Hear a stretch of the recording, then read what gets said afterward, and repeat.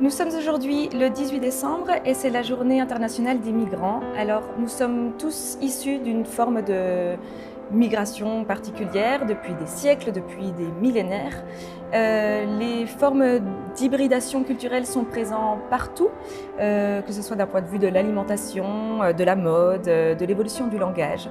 Mais si les migrations ne datent pas d'hier, nous allons aujourd'hui nous intéresser à un objet d'hier, en regardant d'un peu plus près ce très beau chef-d'œuvre du Musée des Beaux-Arts et d'Archéologie de Besançon qui s'appelle une eunokoé. Alors si on regarde un petit peu les racines grecques, eunos ça veut dire le vin, on le retrouve dans le mot œnologie, et koé ça vient du grec kéos qui est versé. Donc en fait c'est une sorte de pichet, une verseuse de vin qu'on va plonger dans les cratères qui sont d'anciens vases dans lesquels on mélangeait l'eau, le vin, les épices. Donc on ne sait pas exactement d'où provient cette eunokoé. On sait cependant qu'elle date du IVe siècle avant Jésus-Christ, qu'elle est d'origine étrusque, plus particulièrement d'Étrurie, qui se situe dans le nord de l'Italie.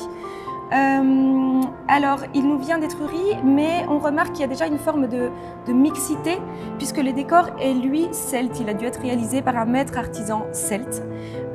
C'est un décor ornemental végétal. On le retrouve sur la panse, sur le col et sur le bec. C'est donc un très bel exemple d'échanges culturels et commerciaux.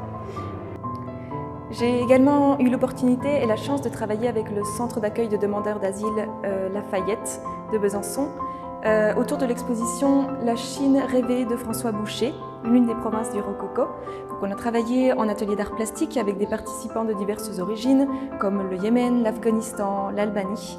Et nous avons pu échanger, discuter de nos différentes cultures, réaliser des petits objets.